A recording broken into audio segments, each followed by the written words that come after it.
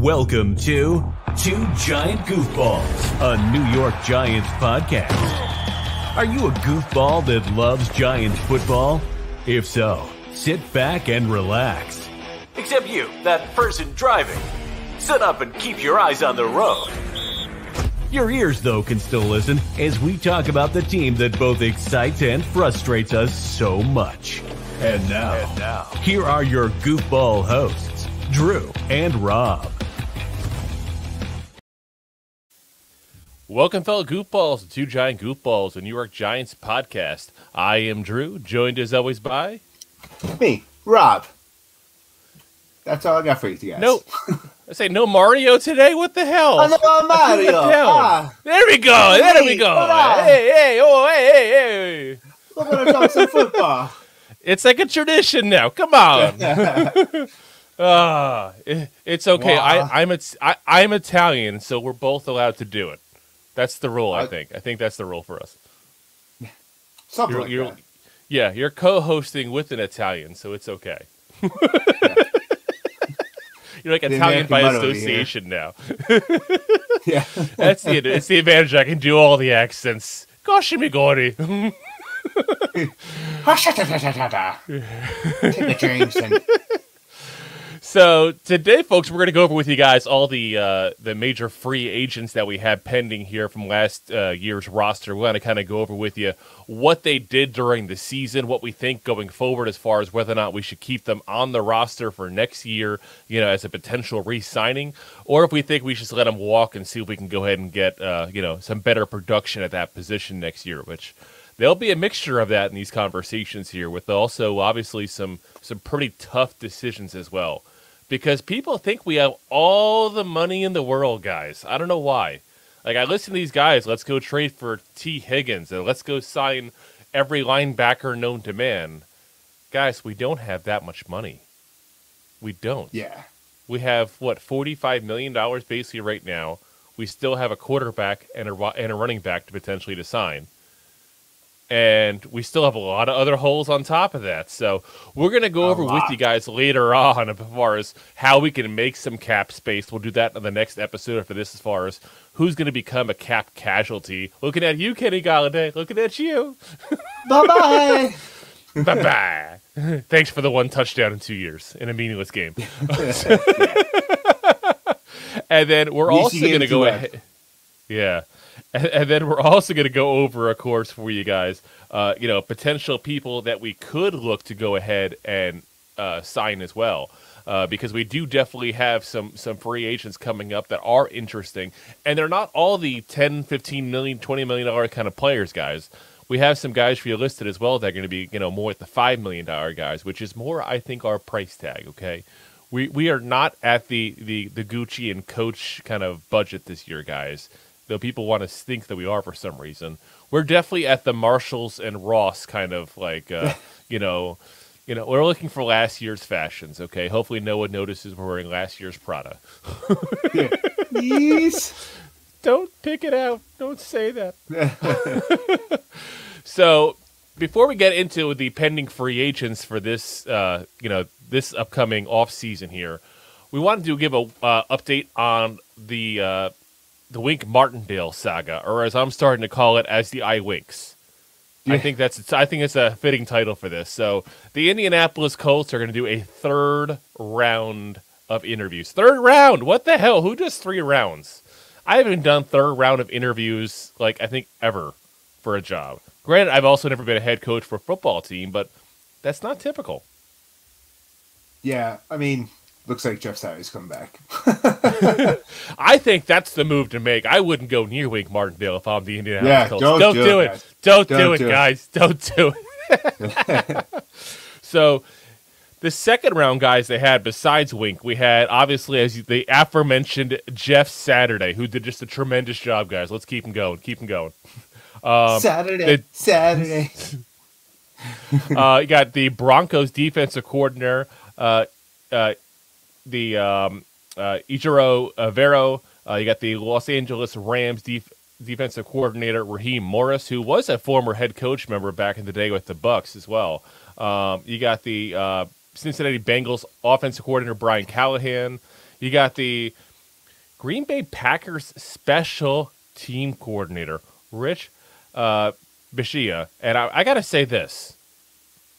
Great choice, special team coordinator. Let me just tell you, the Giants have had a great experience with that, okay? That's the way to go. The Philadelphia Eagles offensive coordinator, Shane Steichen, and also the interesting selection, I thought, the Detroit Lions defensive coordinator, Aaron Glenn, who almost got fired as the defensive coordinator of the Lions this year, and yet that's who they brought in for 2 interviews, with the third. I was about to say, there was a defense on that team this year? And I'm going to say this as well, and I know this question always gets brought up in this scenario. Yes, he is a minority candidate, which fits the role of the whole Rooney Rule that they have there. But there's other people on this list that also fit that role as well. So this is not a let's get the minority candidate in there so the NFL doesn't fine us. It's not that. They're legitimate looking at him, which I think is pretty interesting considering he was almost out of a job. But he's also a better candidate than Wink, guys. Don't do it. Don't get the Wink. Yeah, don't go with Wink. Yes, don't go with it. Don't go with it. Remember, the Lions beat us. Definitely go with them. Yep, definitely go anywhere but the Wink. All right, so let's get into our pending free agents this offseason here, and we want to do things a little different. We always give you guys the offense first, and I think most people do because that's just the natural progression of things, offense, then defense, and special teams. So we're going to mix it up. We're going to give you guys the defense first, then the special teams, and then save the offense for last, because let's be honest, that's the flashy moves, the offense. That's some of the big-ticket items that we're looking to go ahead and potentially re-sign. So stay tuned for that. We are going to talk about it. Make sure also, give you the D first. Yeah, and if you're watching live, feel free also to share on your page. Let everybody know what's going on here because this is like the big moves of the offseason, really, for the Giants, potentially some of these moves we're about to talk about here. So one last thing also, before we go ahead and get started with this, happy anniversary to the 2008 New York Giants. 15 years ago today, the Giants ended Tom Brady and the Patriots' perfect season. This is the 15th anniversary of the helmet catch. Who else feels really old right now? Who feels really old right now? Seriously. Oh, my God. I was 25 when that happened. I'm 40 now. Yeah. Oh, my God. Yeah. Feeling old now. Feeling old. That was my first Giants Super Bowl at a bar where I was able to legally drink. I was working that Super Bowl. Oh. Behind the bar. Yep. I was working 12-ounce and 20-ounce bottles. Yeah. I was serving those. Oh, yeah. So let's get into those defensive players here. So starting with the defensive line. So we got first Justin Ellis, who had four starts this year, appeared in every single game. There's not a lot of Giants we can say literally appeared in every single game for us. That's a rarity right there. The guy had 22 tackles and 1 sack in those appearances. He'll be 33 years old next season. So not exactly a spring chicken in football years, even though he's much younger than I am. So it begs the question to me of what can you re-sign this guy for? Because if you can sign this guy to a team-friendly deal that you can bring him back into camp and let him be competition at the position and then not be out anything basically if you cut him, I'm all for it. All for it. But if we got to pay this guy guaranteed money and that kind of stuff, I'm good. That's where I'm at. They might draft for his spot, so we'll have to see where it goes. I like you said, if it makes sense and it's like a low cost to keep him there because he's making like 1.2 right now, right? Yeah, he's making minimum kind of stuff. He's not. It wasn't a big signing whatsoever, and part of the equation too. And we'll get into his situation later on. So cliffhanger. So we'll talk about this in next episode. It all also depends on what we do with Leonard Williams, because if we end up having to cut Leonard Williams to save some cash, that makes the defensive line much more at need than it is currently as it stands right now. Correct. So, but like I said, I'm all for getting the guy back. I just don't want to pay him money where we're hurting even more for salary cap than we currently are going to be, because, like I said, we have a lot more people here. So next up we have Nick Williams, who only played half the season for us, so 8 games, 7 starts, 15 tackles. He was out most of the season with the biceps injury. He's also going to be 33 next season. Now, he's a guy that I want to bring back, though, because this is a starting caliber defensive lineman. And when I say starting caliber, I don't mean Pro Bowl, but he's a legitimate guy with experience in the league that can start. And big boy, 309 pounds. Oh, yeah. Anytime you can get that kind of guy, you go for it. You go for it. So, you know, I'm all for it. Again, I don't want to, you know, spend a lot of money doing it, but I don't mind giving this guy some guaranteed money because I do believe that he's a guy that we're going to go ahead and keep for the season, and he will definitely make it out of camp. That's for sure. Yeah. So we're on to the edge offensive line here. So the big one we got here is Jihad Ward. So guy started 11 games for us, was, again, at all 17. Not a lot of guys, all 17 games for us. 43 tackles, 3 sacks. Was an amazing run stopper. Amazing run stopper, I thought. That man set the edge very, very well. And he was a great guy to have on the team for leadership. We talked about that the other day as well. You know, he's a guy who, you know, some of the younger guys kind of gravitated towards because he is going to be, you know, he'll be 29 next year. So he's not, you know, as old as some of the defensive linemen we talked about. Yeah, but he's still a you know, a cagey veteran at this point in his career. He's at that perfect, you know, height of his career, so to speak. So that's the guy you want on your team. And it also comes down to like what we're talking about Wink before, because that's a Wink guy. He already came out. He already came out and said pretty much if Wink goes to the Colts, he will go to the Colts with him. Yep. Like he flat out said, like, I'll follow Wink. And Wink said, that's the guy wherever I go, I want him. He will follow Wink wherever he may go. We turn it into a musical. But yeah, like I said, I don't think we need to pay him a ton of money. Don't get me wrong. I don't think he needs to be a high-end guy. But if we can get him at a you know, a slightly above minimum deal, like a $2 million deal for another year, go for it, guys. Because he's a good depth piece to have at the edge, I think. I really do. And we know Azeez Ojulari had tons of injuries this year. We don't know what's going to happen next year. You know, plus Kayvon's had his share of injuries throughout, you know, the first year and also his college years as well. So you need to have a good, solid third edge rusher at that point. And that's what this guy is. Yeah. So on to our first guy that I'm ready to say sayonara to. Oshane Ximines. Oshane Ximines. Oshane Ximines. He's taking the O'Reilly's theme song. Yeah, I was about to say. Might be trademark, bud. Oh, it's okay. It's okay. If so, YouTube will take us down. It won't be the first time. So won't be the last. 15 games for him, 4 stars, 24 tackles, 2 sacks. I mean, he definitely had his better showing than he's had the last couple of years this season. But at this point, he's going to be 27 next year. And I think he's shown us what he is.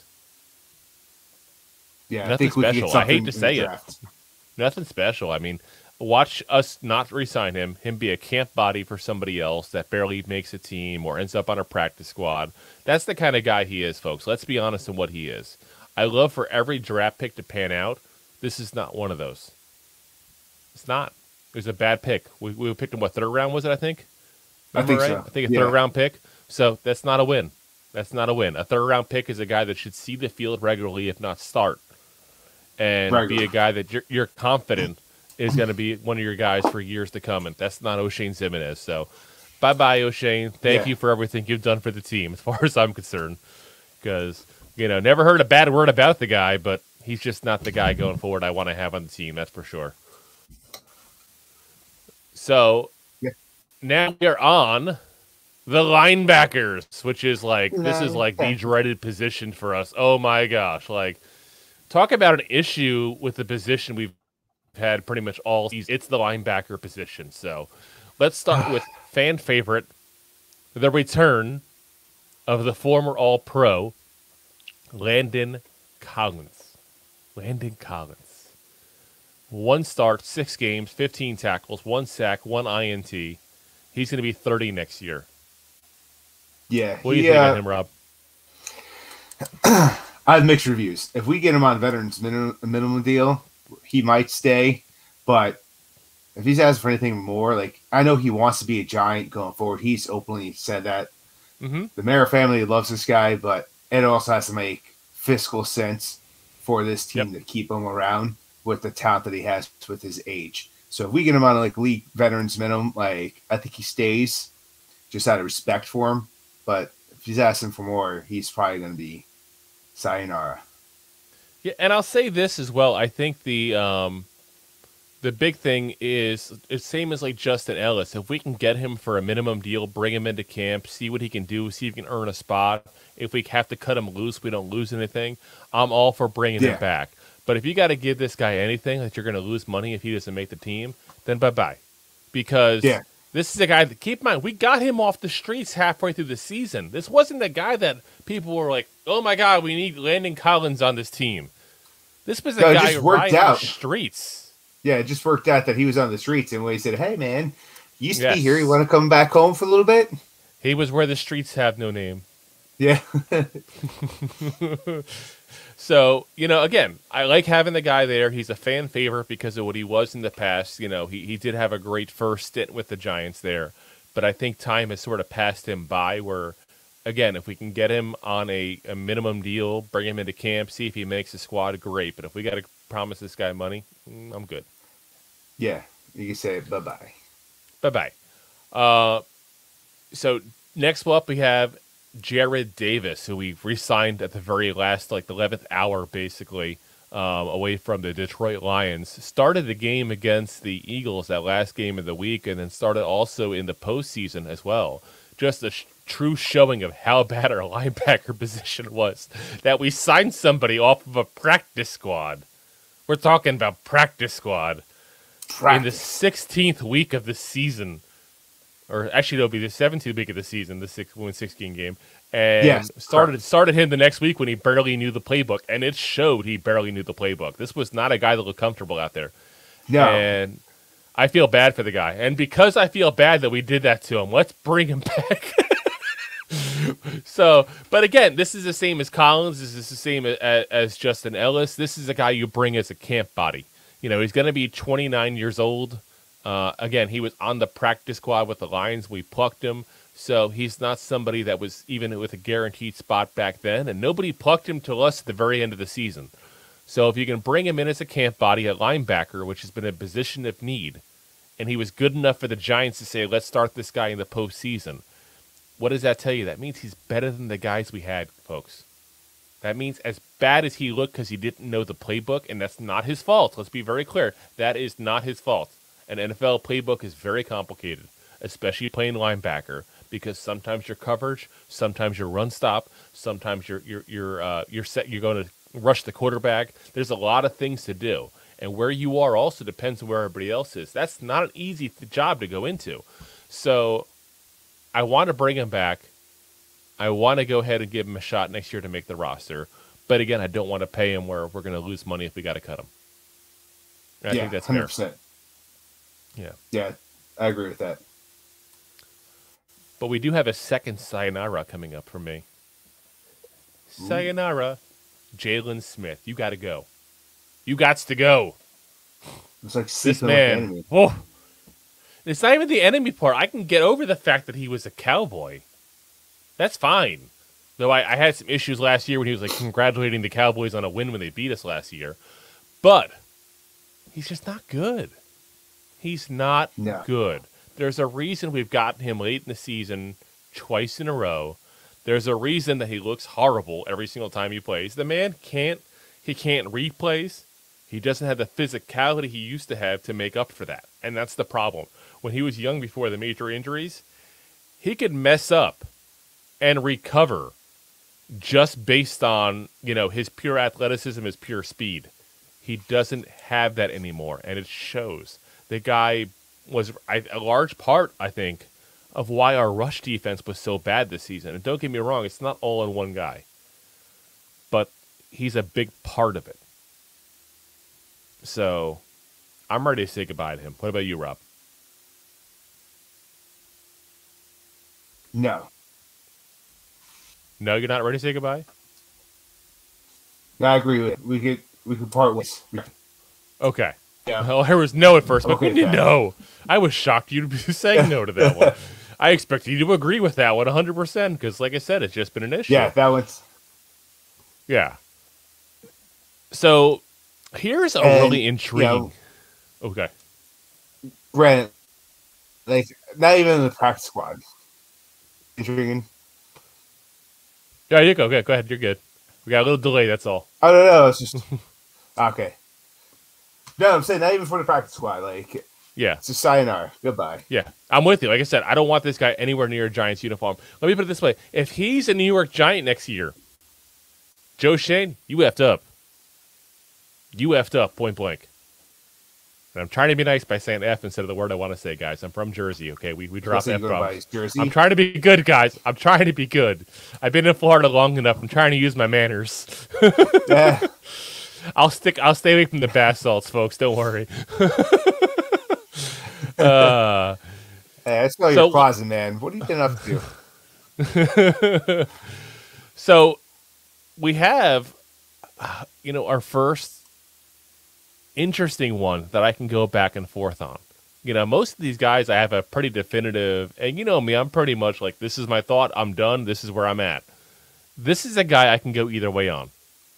And I think I'm leaning towards I want to bring him back. And that's Fabian Moreau.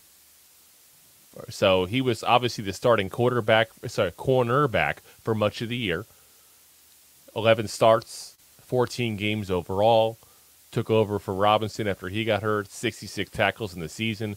He's going to be 29 next season. So he's kind of getting a little old to be a corner in the NFL kind of situation there, which sounds so weird, but that's a young man's game, guys.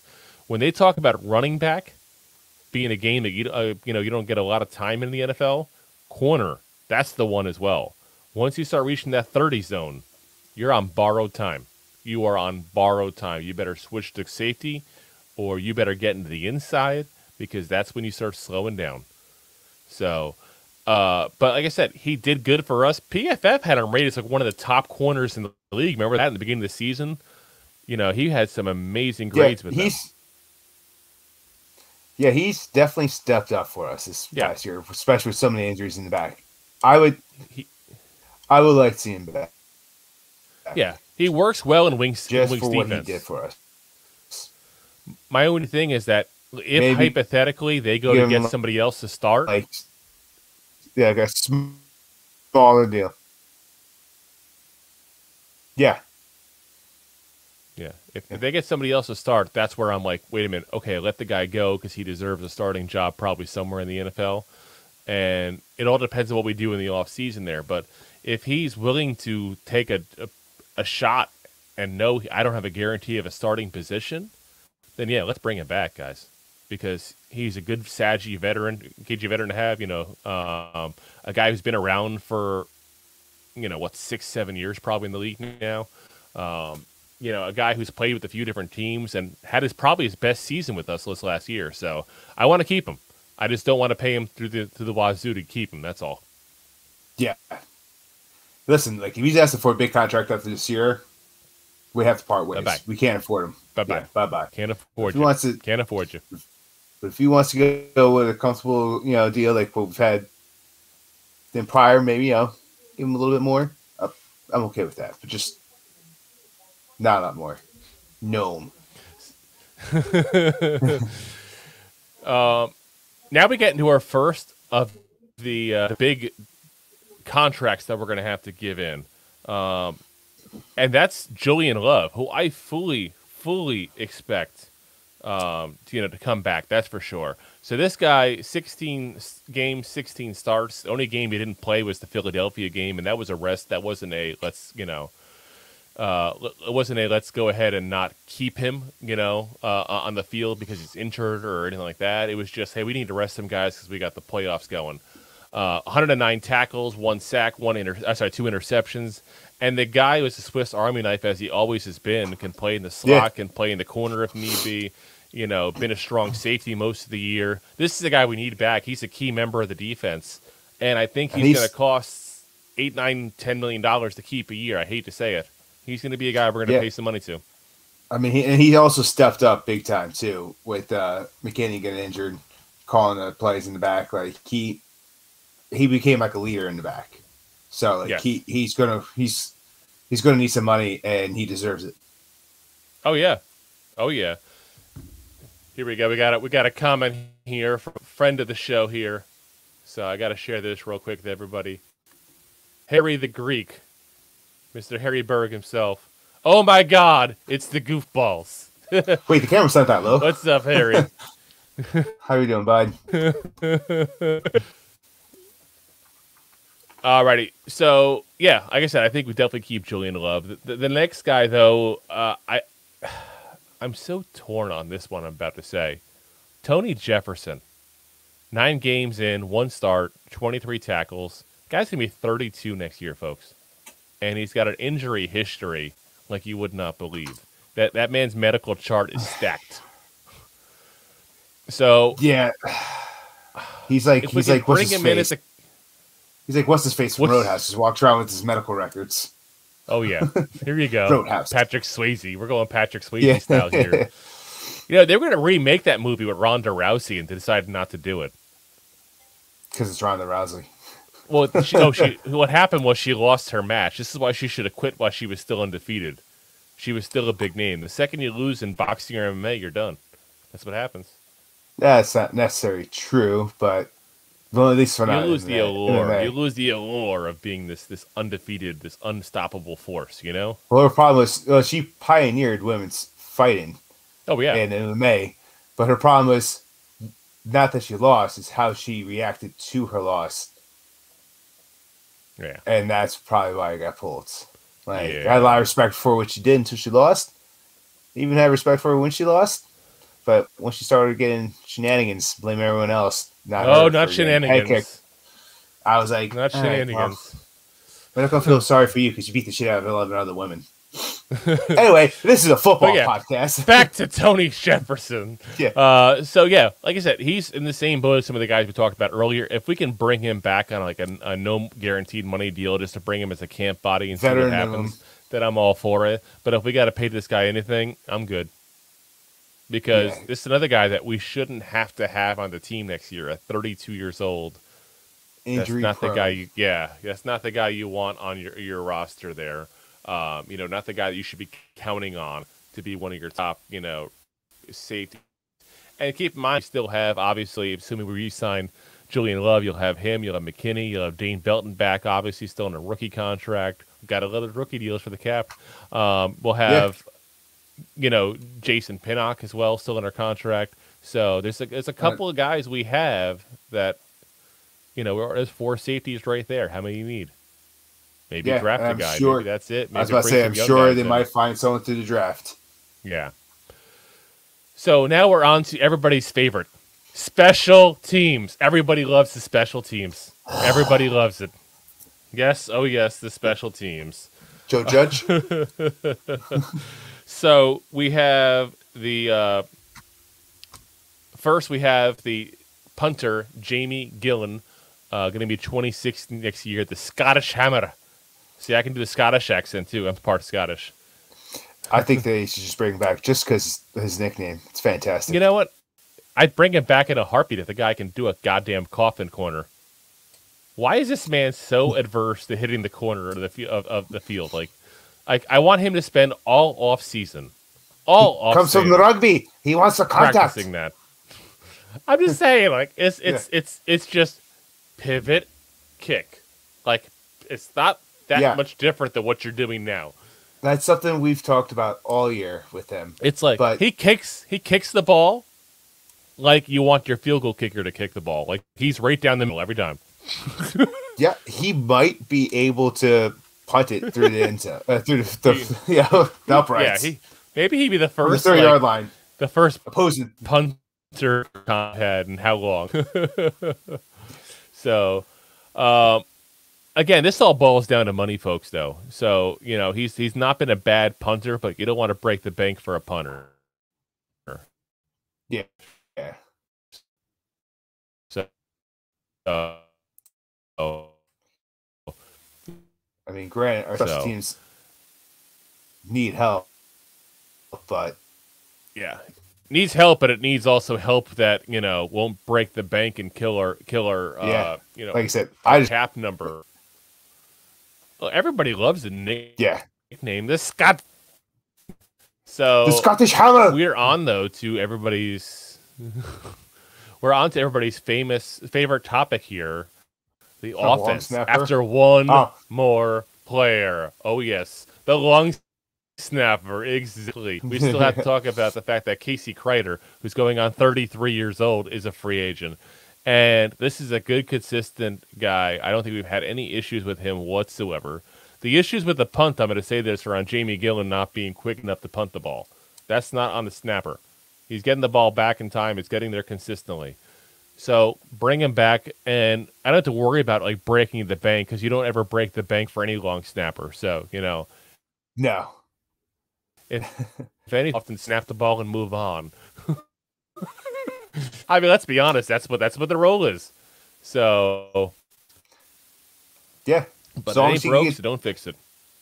Yeah, as long as it goes back to your punter, that snapper's good. Oh yeah, got a good snapper. So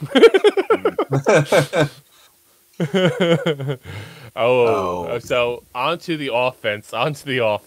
Before we get to more offensive. Yeah. So on to quarterback. I wonder if we have a free agent quarterback this offseason of any kind. Should we talk about that? We should talk about him at the end. No, I won't be that. I won't be that mean. All right. So, Danny Dimes, DJ Jones. About to become Danny Dollars is what he's about to become. Oh, yes, he is. So, we've talked about this previous in the show, folks, but I'm gonna reiterate for those who may not have listened to prior episodes. We talked about some of this here. Joe Shane is already talking to Saquon, who we'll get into in a minute. They have not talked to Danny Dimes at all. And to people that don't realize may think, oh, wait, maybe they don't want him back. No, he already let it slip in the press conference. And let me be very clear on this. He didn't let it slip accidentally. He let it slip on purpose. He was telling teams, stay away from my goddamn quarterback. That's what he was telling teams. Yeah. There was no accident there. He was, stay away from my quarterback. Don't plan on getting him because we're not going to give you the chance. Point blank, they were saying that. But 100%. The fact that they haven't talked to him, to me, tells me their plan is work on Saquon, because they don't want him to hit the market. Because their plan is they're going to go ahead and tag Daniel Jones. And you tag him, the number is about $32 million. That becomes your starting for the first year on that new contract when you work that into it later on. And I'm telling you this, Giant fans, we don't go up from 32. Remember, we got screwed with the franchise thing with Leonard Williams. We had to pay him a ton of money. You don't go up. That's your baseline. I'm paying you 32 no matter what. Let's just work it out from there. And you know what? If they can't, the cap number next year is probably going to be between 36 and 40, which is probably what he's going to want anyway. So they'll come to a decision. They'll come to an agreement and figure it out, guys. I have no doubt in my mind because Daniel Jones wants to be a Giant. The Giants want him to be a Giant. It's going to be a matter of how much and for how long. It is a match made in MetLife. Daniel Jones does not want to go to another team with another coach, another offensive coordinator, and restart everything he's just done to prove himself in order to get this contract. He's going to stay here. Broke, don't fix it. He's going to make his money. He's going to look that much better. And then maybe in a few years from now, if it doesn't work out, like if he's not tagged, then he'll hit the market because then he'll look that much better and get more bucks, more bang for his buck. Exactly. So, like I said, I expect him to be there. It's just a matter of whether he gets a long contract or if he signs the franchise. But I would be absolutely shocked if he's not a Giant next year. Absolutely shocked. And for those who don't like Daniel Jones, and Rob will attest to the fact that I'm not a Daniel Jones lover. Like, I'm not sitting there saying this guy's going to make the Pro Bowl or anything crazy like somebody else in this program. But hey, he's gone. Did you hear? He bought a ticket. He, folks, he's still a good quarterback. He's still an above average quarterback. Now we just got to find out if we get the right tools around him next year, which hopefully we finally can. How much above average is he? And we don't have the answer to that yet. Again, 4 years in, we still don't know what the hell we got in him. It's pissing me off. But he's going to be there next year. Let's see what he's got. And I'm telling you right now, if I know the Giants like I know the Giants, and, 40 years in this earth, and I've been a Giant fanatic since the day I was born, the Giants are not going to give this guy the kind of contract they can't get out of if they're wrong. They're going to have an escape clause after a year or two, I guarantee you. Oh, it's definitely going to be... There's definitely going to be some kind of clauses. Oh, yeah. I mean... Like the Santa Claus. When they opted out of his fifth year, I mean, that might have been their biggest mistake, because now they're going to have to pay this guy. But here's the thing, though. It's not, though, because... Maybe that's what he needed. Maybe that's what he needed. Daniel Jones got a chance to be against the rope, so to speak. And when they declined his fifth-year option, it was going to be $30 million. The franchise tag is $32 million, $34 million, sorry. So it's only a $4 million difference. It's not that much different. So that's what everybody's looking at. Oh, my God, they didn't do it. Of course they didn't do it, because once you do that, you're guaranteed. You're locked in. You have to pay the guy next year. They wanted the year to see what he was, and it was a good bet because it got them a position to check it out without being stuck paying him $30 million next year if they didn't want him. What if it hadn't worked out, folks, if we picked that up? What if he, just didn't show growth, showed recession? Maybe Brian Dable just didn't like the guy, didn't like working with him. You got to give a new regime a chance to see what they got, and that's what they did. It was worth the risk, I think. Yeah, definitely outweighed the cost. Oh yeah. So on to our second big name in this here, Saquon Barkley. Ooh, that's the next big name that the Giant fans are like, are we going to keep this guy? Are we not going to keep this guy? So from everything we're hearing, he's already turned down contract offers at like $12, $13 million, those kind of deals. And I'm going to say this, Oshane is not going to break the bank for this guy. Not going to do it. He's going to put his line in the sand and say, this is our number. And if you don't like it, go see what else is out there. That's what I think is going to happen. And unless the Giants all of a sudden at the 11th hour start talking to Daniel Jones to get a contract, the franchise option is gone there.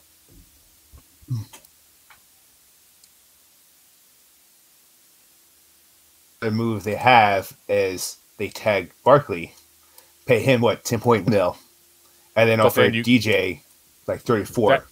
And that's why I'm saying you got to get Jones signed to have that as an option. And the way they're working it right now, they're not even talking to Jones yet. So I don't see that happening. I think it's going to be... Well, I mean, that's what the media tag Jones. I don't know if there's... And hope to see. No, that's not the media. That's Oshane reporting it. Oshane himself has said multiple times, I have not talked to Daniel Jones' people yet. He said it loud and clear at the Senior Bowl in front of all the media. So, like I said, the plan is pretty obvious. They're not going to overpay Saquon. They're going to give him a number they think is fair, and he's going to take it or leave it. They're going to be much more business-like with this transaction, and that's fine. You should be. It's a running back. It's a running back with an injury history who's 26 years old, which I know is young, but it's not for a running back. You give him like a 5-year deal, he's 31 at the end of that. What happens to running backs once they get close to 30? Not even at 30, close to 30. The legs start giving out. And guess what? You're in 2 leg injuries. Yep, which is weird because remember growing up, we'd have guys to like 32, 33, no problem, still being running backs. I don't know what it is about the game and how it's changed. I'd be curious to talk to somebody about, what is the difference in, as far as what's happening to running backs, because I definitely don't feel like it was that growing up. Yeah. Huh. Maybe just because, the talent coming out of school, it just keeps evolving faster and faster. My personal opinion is I think defenses are faster than they used to be, and it requires a certain level of speed that it didn't used to require. Yeah, I mean, you think about it like in the early 90s, as long as you're just a big dude on defense, you had a job. Now, Exactly. like, it's about agility and speed. Like, could you imagine, a guy like Fred Warner trying to stop, Jerome Bettis? Like, he'd be in the hole in 2 seconds because Bettis was so slow because he was so big. And it's not a knock on Bettis. He was great for his time. But a guy like that wouldn't succeed in the NFL nowadays. As well, I should say, as well. No. So, like I said, I think it's just the difference of the game. But it'd be interesting to talk to somebody who was actually in the NFL and see what they think about that. I'll throw it out there. We've had some discussions with a former fullback of the Giants to come on the show. Well, I actually just messaged again today. And he's wanted to come on, but been very busy. So hopefully we can get him on soon and talk to him about that. I'm kind of curious to hear his thoughts. But again, like I said, I think. Come on. Yes? Inform us. You know who you are. Just saying, penny for your thoughts. Penny for your thoughts. Oh. So, I think, like I said, yes. So, like I said, I think Saquon, personally, it's 50-50 he's back or not. And I'm good either way because as spectacular as he was the first half of the season, he wasn't as spectacular the second half. And I think it kind of brought us back down to earth of what he is. He's a good running back. Like, 16 mil, like, he's not looking to... Nope. What do you say? He's not looking to redefine the max. Doesn't mean he doesn't want what it is. He wants the max. That's the thing. He wants the max. He wants that $16 million is everything I'm hearing. And again, it's all speculation. He hasn't said a damn thing. So I don't want to say that's like, much as I love Barkley. Yeah, I love Barkley. He's not worth 16 mil. No, he's not. He's not. I mean, there's not a single running back who is. Even McCaffrey, who's getting paid that much, is not worth $16 million. So, luckily the Niners don't pay him that because they're paying him just a salary, not a signing bonus portion since, Carolina did. But, yeah, like I said, we'll see what happens there. That's going to be a play it by ear. That's going to be – honestly, I think when it comes down, it's going to be a come out of nowhere kind of situation, or he'll be going to free agency. So we'll see what happens. Yeah. But I do think he wants to be a Giant. So I do think he'll go back to the Giants saying, hey, I got this offer. Will you match it? And I'm hoping that's the case because from all accounts, he's a great guy. He's been a face of the franchise through a very terrible time for the Giants, prior to this year at least. And, you can't help but root for the guy. He's always been a nice guy. So, yeah, even with Saquon, make your money. We're not hating on you. Make your money. Who's able to get out there.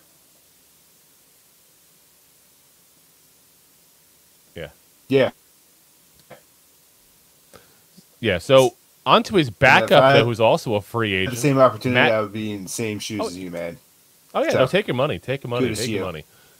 On to his backup, Matt Breida, who's also a free agent here. And we signed him to a one-year deal last year.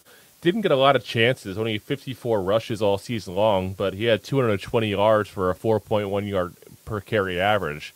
This is a guy that, especially if Saquon's not back, I expect him back fully.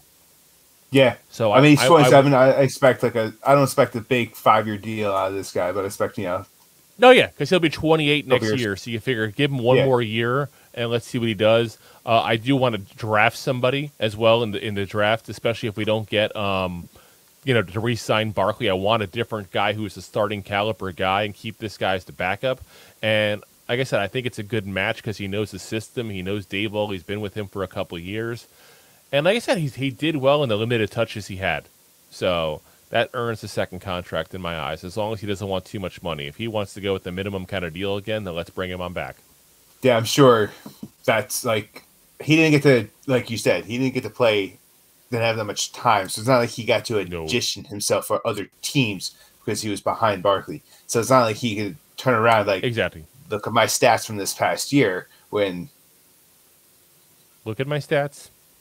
Is it that neat? They're not there. Don't you think my stat sheet's incomplete? Yeah. Yeah. Saquon has just been a ball hog. So we're on to the wide receivers, though. The wide receivers. Oh, yeah. And talk about another position along with linebacker. That's the first one is the vet, the longest tenured New York Giant. And that is Mr. Mary J. Blige himself, since the two are apparently dating, Sterling Shepard, who's going to go into 30 years old next year. Can you imagine? Sterling Shepard's going to be in his 30s. It feels like we just drafted him a couple days ago. It really does. It doesn't feel like he's been on the team that long. So, but he's been with us quite a while now. And I think the big question really comes into, it's not will he be back? Because if he wants to play again, he'll be back. There's not a doubt in my mind on that. Not just the Giant fans, but the coaching staff, the team, the executives have a lot of positive vibes for him overall because he was with the team the whole season. If you guys don't know what he looks like outside of his helmet, look it up and then rewatch the tape. You'll see him in every single sideline of every single game. That man has been there the whole entire time. He's been getting the team going. He's been coaching up the young guys, the guys that we signed, like Isaiah Hodgins and stuff like that. Like, this has been the ultimate teammate kind of guy. He just loves football. The man that loves the sport. So I want to bring him back. I don't want to pay him a ton of money, though, obviously, because he's probably going to come back, get hurt again, and then, it's just what he does. Well, he's already said, like, he wants to come back as a Giant. He said he wants to play. Yep. And he's also willing to take less money. So I see him taking, like, the veteran minimum and just to speak, retire as a Giant. And he'll probably be, like, an offensive he'll probably be, like, wide receivers coach at one point for the Giants. And I'll say this. I have no problem even giving him a multi-year deal. And I don't want to give him a ton of money when I say that, but I want this man to be a New York Giant as long as he wants to be a New York Giant. He's earned that. Yeah, at this point. Heart and soul of the team. And he's better than anybody we had in the field for the second half of last year, guys. He looked good when he was out there before he got hurt again with his second ACL injury. What is the name? ACLs. Hopefully this new turf helps. Not going to win. Yeah. Hopefully. So the rest of the guys, though, I think it's a little more not so cut and dry. So we start off with our speedy guy, Darius Slayton. Ooh. No, not Richie. Mr. James. Slayton. Oh yeah, right. Darius Slayton, the speed demon himself, the guy who can break open the field at any point, but just drop the ball when it hits his hands. And this guy now, for 3 out of the 4 years he was a New York Giant, did over 700 yards. This is a guy that we should be looking to keep, guys, because he should not be in the position he was in this year. Don't get me wrong. He should not be number one. But he's been capable, he's been healthy, and he's been much better than you expect out of a 5th-round draft pick. This is probably the biggest slam dunk pick of the Dave Gettleman era. I'm conflicted in all that. I would like to see him back. He also might be looking for some money, and if that's the case, goodbye. Again, you can't blame him. It's a business, but I'm with you on that. I want to pay him a ton of money because the guy does drop the ball left and right. But if you can get him as a depth piece and you can sign him to a couple $1 million a year kind of thing, like a $2-3 million kind of thing, then I'm fine with that. But I don't want to pay him a ton of money. Yeah, neither do I. And I think he's going to be looking for that money. And he's probably going to get paid somewhere. Listen, it's his only shot he may ever have to get the money. So same as we said with Barkley, if you get the chance to make money, folks, listen, I don't blame these guys whatsoever. It's a business, it's a like rough you just said. Sport. It's a business. This is taking care of your family. And I challenge anybody in whatever position they're in to say if their competitor from wherever they work came to them and said, hey, we're going to give you millions of dollars a year to go to the same thing that these guys don't want to pay you that for, you would take it in a heartbeat. Yeah. I would. We will double to triple your salary. Yeah. You'd say, we're taking deal. it. We're taking it all day long. All day long. So you hear that, competitors out there? All night. Well, no, I don't work overnights, but listen, if you pay me millions, I'll work overnights, even though I freaking hated doing it the little bit of time I did do it once for one job. It's true, yeah. Yeah, pay me enough money, I'll do it. Even if I do it for like 2 years, then retire. Done. Yeah. So, on to the guy you thought I was mentioning a minute ago, our slot receiver extraordinaire, Richie James. Richie James. And this is another guy that, I was thinking about it, and I want to bring this to your attention as we talk about these guys here. So we got Wandale coming back next year, obviously. We know that. Yes. We know Kenny Galladay is not. So let's say we got Wandale, we got Shepard. We've already said that. Okay, there's 2 guys right there. We want to bring back Isaiah Hodgins, who's not a free agent. He's one of those guys we can tender a contract to and just get him back. So there's 3 guys right there. Yes. There's only so many receiver spots you got available, guys. If you want to upgrade receiver, you're going to have to let some people go. So, like we talked bringing Slayton back, that's number 4. You only have 5 or 6 receivers usually on the roster. So, Richie James, I'm going to put him in the category that we talked to some of the guys about. If you can give him a small deal and make him earn a spot on the roster next year without giving up a ton of money, go for it. But if he wants to get paid, and again, don't blame the man. Go get paid if you get the chance. If he wants to get paid, let somebody else pay him. Yeah, 100%. And I also feel like it depends on what's going on with Slayton, what's going to go on with Richie James, because, once again, there's only so much depth you could have at that field. And we picked him off the practice squad. So if he wants to take, Well, no, he was a free agent. We got him as a free agent this year. So I'm just saying, if you can pay somewhere else, go get paid. But otherwise, you're probably going to get paid a small deal. Probably be on practice elevated a couple times. $1.5 million kind of guy. Yeah, I mean that's what he is. And he is getting to be 28 too as well. So he's reached probably his peak. It's not like he's the 22-year-old guy that we had that maximized his chance and has an upward trajectory in his career. Like he's probably peaked, guys. Again, bottom level receiver, which is not horrible. Don't get me wrong. There's plenty of guys who made a long, decent living doing that kind of role. So, hey, on to our next receiver, the last receiver we got in the list, who I am ready to say sayonara to again. This is our first offensive sayonara, I think. Yeah, straight up. Marcus Johnson, 29 years old. It's getting to that point, guys. Like, listen, you made 29 years in the league with that kind of talent. Not to knock the guy, but he's not exactly, screaming talent there. Then, no. You've done a good job there for yourself. So, the guy was 14 games, started 7 games. Who had Marcus Johnson starting 7 games for us here? No, but what do you have? Like overall, 28 9 catches, 99 yards.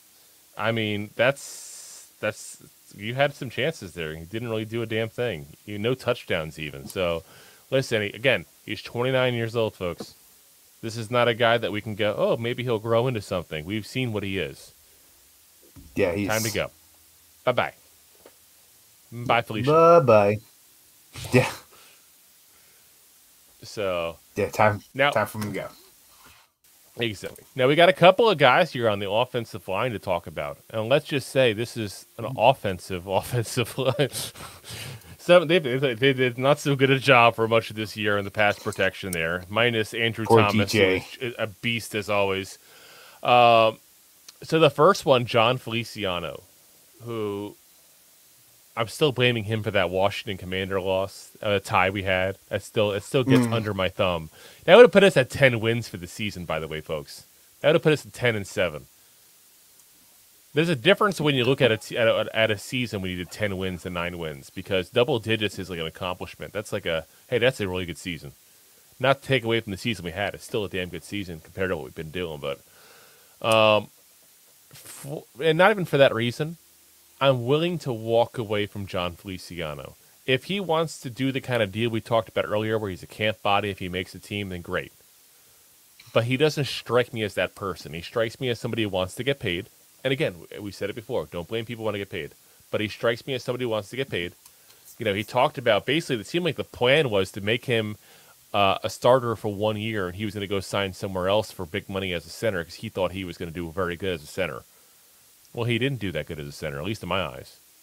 He was a below-average center, I thought. I thought he got blown up pretty good on some passing plays. I just don't think he's the guy I want starting. And so I'm willing to let him walk unless he's willing to take a deal where we can see if we can get him a spot in the roster and maybe be a backup. Because I wouldn't mind having the guy as a backup. That I wouldn't mind. But I think he's going to want more money than we want to give him. I think you're probably right there. I usually am. Oh yeah. I'm also modest. I'm also very modest. Yeah, I was about to say super modest there. Super modest. And I'm the most modest person you'll ever meet. Yeah, I mean, he's probably want to get if he's going to want to get paid. Yeah, he's going to want to get paid, and you can't blame the guy for wanting to get paid because that's all about in the end. So, or the other thing you see is he stays at center. He does take a minimum, and they draft a center, and he's kind of coaches up the young talent. So I have a different idea for center, actually. Oh, I know what you're going to say. Depending on what happens in the draft. And my idea for center is our next guy we have on the list. The heart and soul of the New York Giants offensive line, Nick Close the Gates. He's fantastic. I want him to be our starting center. I think you're hard pressed to find people that root for this man more than the two of us here. What he came back from is absolutely amazing, and to come back and start the next year. And he looked good starting. He didn't look tremendous. Don't get me wrong. He's not a Pro Bowler. He probably never will be a Pro Bowler. He looks pretty damn good for a guy coming back from broken leg. Yeah, he looks like an average starter for us this year, I thought. And I think next year he'll look even better and probably be an above-average starter for us. So I want to put him at center next year. I'm okay with putting him at guard if we draft a good center or something like that, because I do think we're going to draft somebody higher up. But my hope, and we'll see how that works out, obviously, because, hopes and dreams don't always work out. Yeah. My hope is that the line next year is Andrew Thomas, Josh Azudu at left guard, because I'm hoping he wins the job, point blank. Center, Nick Gates. Right guard, somebody we draft, or Nick Gates because we drafted a center. And then right tackle, obviously Evan Neal. And I think, the big thing is get some depth pieces in there for when injuries happen this offseason on the offensive line. But I don't think we have to do tons of movement. I think we just need guys to mature and progress. That's the big thing. If Evan Neal takes a big leap, if Josh Azudu takes a leap, we get one guy in there to improve the right guard or the center position, move Mark Lewinsky to a backup role because we can't cut him because of his contract until after the next year. It's not a bad offensive line, guys. It's been a while since a Giant fan we can say it's not a bad offensive line. Yeah, just DJ needs some protection, man. He got battered. Oh yeah, he has been battered and bruised and all kinds.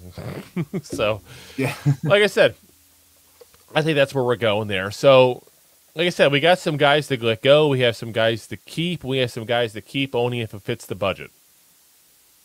Kind of. I think, I think it's kind of interesting that for the most part we're pretty flexible on a few guys.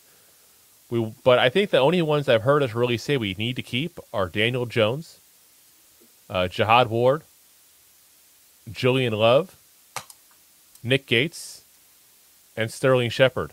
Everybody else has been kind of either goodbye or it depends on the money.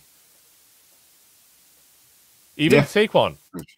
Either one of us going, we have to sign Saquon, which just sounds so weird not to hear. Even myself not to say it. But it's a business, guys, and that's what it boils down to. It's all about the money. All about the money, money, money. All about the Benjamins. Money, money, money. So we'll see what happens. I think it's going to be an interesting offseason for us, though. I really do. I think this is going to be one of those off seasons that sets the tone for the next couple of years because we have such big, important decisions to make with Daniel Jones, with Saquon. We got what, 11 draft picks or something crazy like that this year as well.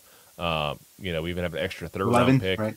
We got some actual money this offseason as well. Again, guys, we don't have Gucci money, but we got some money. Depending on what we do, especially with the contracts that we can make some movement on, which will be our next episode we're going to do for you guys. So we'll come back after the Pro Bowl, guys. Pro Bowl? Doesn't quite sound as... Yeah. By the way, did you catch the skills competition with the Pro Bowl? No. It was kind of interesting. They had defensive linemen with throwing water balloons back and forth to see who can last the longest. This is where we're at with the Pro Bowl, okay? Literally, they have defensive linemen Sexy Dexy was one of them. Throwing water balloons back and forth to see who can do it, and they'd move back further and further to make it more and more difficult and see who can not make it burst. Then they had guys doing, that machine they use with the football to do, like, the pass-catching machine they have at the practices. So they had that, and they had linebackers and edge rushers and stuff doing it where they had to catch them, and then the next round they had to hold one ball and catch one. And then they'd hold 2 balls and catch one. And then they'd hold 3 balls and catch one. They had a dodgeball. Like, this is where the Pro Bowl's gone down to. It's got that bad. So expect a rant on the next episode, guys, about how bad it is. Especially when you have a backup quarterback as a Pro Bowl quarterback this year. Yeah. That's how bad it is. That's how bad it is, folks. But like I said, next episode we'll do the cap casualties that we expect to see, or ones that would make sense to see. We will also do an episode for you guys here pretty soon, also on potential free agent targets as well. So after that, we're going to start doing our Super Bowl preview show for you guys, obviously, our post game on the Super Bowl, and then we're going to start doing positional breakdowns for you guys from the 2022 season. So talking about each individual position, how it went, how we think it went as far as for next year's outlook. Do we need to improve this position? Which players played well? Which players played bad? Which ones need to go sayonara? All that kind of stuff there for you guys. And we got some great guests lined up. So for anybody else that's like me, that's just addicted to Giants information and is nonstop on YouTube and podcast land and all that stuff there, we have some of the biggest names in Giant content creators coming with us here on this. So everybody, if you haven't already, hit that subscribe button. If you're on Facebook, hit the like button on the video. If you're on YouTube, hit the like button. If you're on Twitter, hit the heart, hit the reshare. If you're in podcast land, hello out there in podcast land, go ahead and hit that subscribe button as well. Hello. It was run by Fruiting. Who would have thought I'd do a Robin Williams impersonation of this show? But that's what we do. We do weird things. It happens, guys. Sometimes you just never know what's going to happen. So, but again, folks, we want to thank everybody for tuning in there, whether you're watching live on Facebook, YouTube, or Twitter, or if you're watching it later on one of the restreams there, or if you're out in their podcast land. Whoever you're listening, folks, we appreciate you taking the time here to listen to what these two goofballs have to say about our New York Giants. You will not find two guys that are probably more fanatic than we are. We definitely put the fan and fanatic here. So, again, we'll see you guys on the next episode there. And as always, go G-Men! Go G-Men! G-Men! Thanks for listening to Two Giant Goofballs, a New York Giants podcast. We appreciate your support. If you made it this long, you must have enjoyed it. So I am sure you have followed us on all the social media platforms. Of course, you have subscribed to the show on your favorite app as well and given us a top rating. Right?